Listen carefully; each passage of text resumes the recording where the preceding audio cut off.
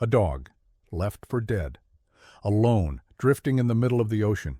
No land in sight, no hope, just water and sharks.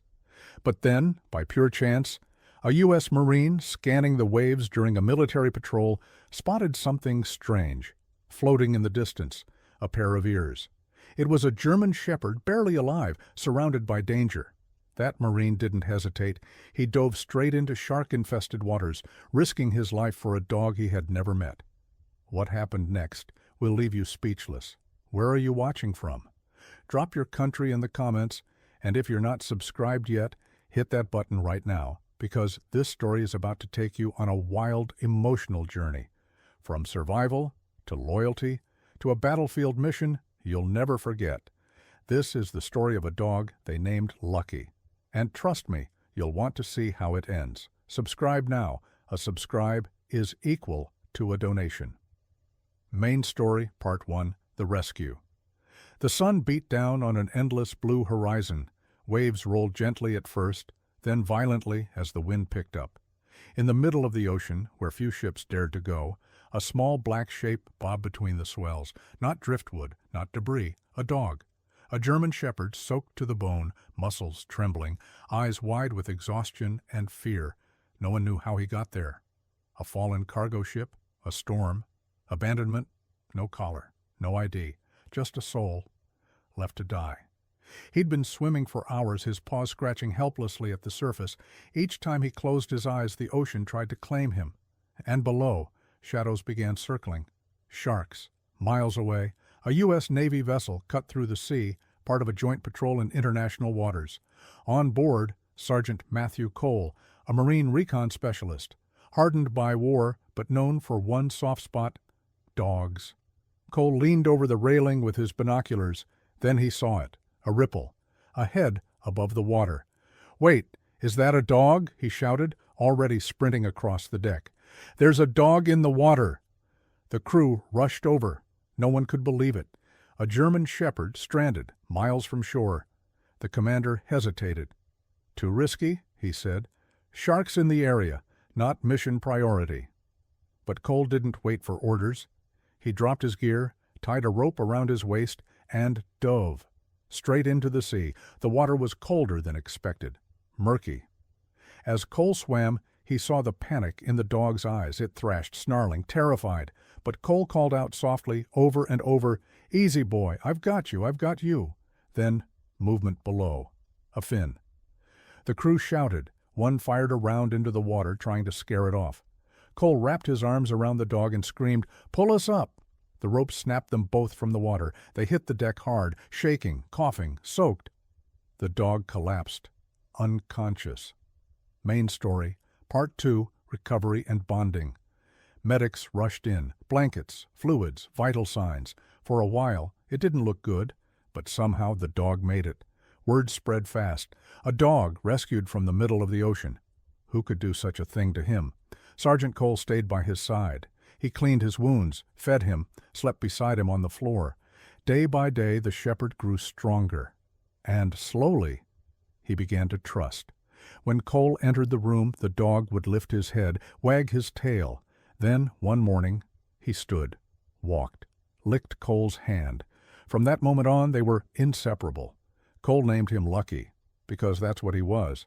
But as the crew soon realized, they were the lucky ones. Main story, Part 3, Training and Combat Heroism. Lucky wasn't just smart. He was military smart. He followed commands, read body language, sniffed out mock explosives in training. Within a week, it became official. Lucky was part of the unit, an unofficial K-9, with a soul full of fire and a past shrouded in mystery. Cole trained him personally, on deck, in drills, during every quiet moment. Lucky became more than a dog. He was a teammate, a guardian, a brother. Then came deployment. Afghanistan, remote mountains, hostile terrain, high-value target, high risk. Lucky went with them. In that foreign land, the shepherd proved sharper than any tech they had. He barked once, before the team spotted a tripwire that could have killed half the squad. They started calling him the four-legged radar. Then came the mission that made him a legend. Main story, Part 4, the decoy operation. Intel confirmed the target, high-ranking, dangerous, always on the move. They needed a distraction, something no one would expect. Cole had an idea. Risky, but brilliant. They'd fake an injury on Lucky, wrap a prop knife into his fur, make it look real, make him limp, get just close enough to bait the enemy into dropping their guard. If the insurgents dropped their weapons for even a second, the team could strike. Cole looked into Lucky's eyes that night. "You don't have to do this, buddy." Lucky rested his head on his lap. Ready. At dawn, the mission began. The team hid in a ridge. Lucky limped into view, whimpering, dragging his leg. The knife handle protruded from his side like a real wound. The target appeared, laughing, mocking. He stepped forward, closer, then reached for his weapon. Mistake.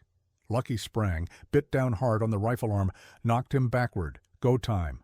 The team surged forward, flashbangs, smoke, shouts, target subdued, mission complete, no casualties. Main story, Part 5, Legend grows, danger grows. The dog from the sea had just helped capture one of the most wanted men in the region, but fame in the shadows comes at a cost. They called him a miracle, a weapon. Lucky. The military reclassified him. No longer a mascot, he was now a classified asset. But that raid had consequences. The target's brother, a brutal militia leader known only as the Vulture, wanted revenge. And at the top of his hit list, Sergeant Cole and Lucky. More ambushes followed, more traps. And Lucky, he evolved. He scouted caves, sensed ambushes, slept half awake, always guarding Cole's 6. Then came the trap. Main story, Part 6. The ambush night patrol. Intel said it was a weapons stash, but Lucky sensed something, froze. Cole saw the look. Pull back, now. Too late. Boom. The explosion ripped through the alley. Cole and Lucky were thrown. Dust, screams, gunfire, chaos. Cole's vision spun, ears rang. He looked up, barely conscious. Lucky stood over him, bleeding, limping, barking like a devil, holding off the enemy, protecting his brother. The team regrouped, fought back, escaped, barely. But the message was clear. This wasn't war. It was personal. Main story, Part 7, The Final Hunt. A crude message was spray-painted on the convoy wreckage. Send the dog next time. That was it. Cole demanded they go after the Vulture. After pressure and undeniable intel, the mission was greenlit. Operation Iron Vein. High altitude, no roads, one shot. Lucky would go with them. The night before, Cole sat beside him. "You've done more than anyone ever expected. You don't have to go." Lucky stayed, quiet, loyal, ready. They moved in before dawn, snow, silence, frozen breath. Then Lucky growled. The soldiers whispered, "Trap." But Lucky wasn't growling at the compound. He was growling at the ground. Mines, dozens of them, freshly planted, just inches from where Cole stood. If Lucky hadn't warned them, they rerouted, circled the base, and found a side entrance. That's when they saw him, the Vulture, outside, smoking, surrounded by guards, arrogant, untouchable. Until Lucky moved. Like a silent ghost, he slithered through debris, under rails, over fences. Cole gave the signal, "Go." The assault was surgical. Explosives breached the walls, flashbangs, chaos. The guards were overwhelmed. The Vulture tried to run, but Lucky was faster, tearing after him, barking like a beast from hell. The Vulture turned, raised his weapon, aimed at Lucky. Crack! Cole's shot rang out first. The Vulture fell. Lucky stood still, chest heaving, eyes locked on the body. It was over. The team cleared the rest of the compound, found documents, weapons, and one more disturbing piece of intel. The Vulture had planned to capture Lucky alive. He wanted to torture him, broadcast it, break morale across U.S. forces. But he never got the chance. That night, the team returned to base, battered, bruised, but victorious. News of the raid traveled fast. Lucky had done it again. From ocean castaway to terrorist hunter, he'd become a symbol. Not just for soldiers, but for every soul that had ever been abandoned, broken, or underestimated. But as the celebrations faded, Cole knew something deeper.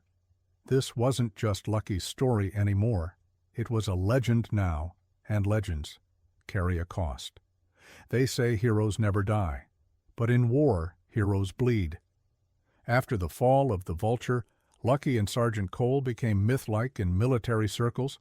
You'd hear whispers in mess halls, at foreign bases, even among allies. That's the dog who took down a warlord. But legends come with shadows. Behind the victories, the roar of helicopters, the flash of explosions, there was something darker. Lucky was changing. He wasn't just a dog anymore. He was a soldier, carrying more trauma than any creature should. And Cole? He knew the signs. He had them too.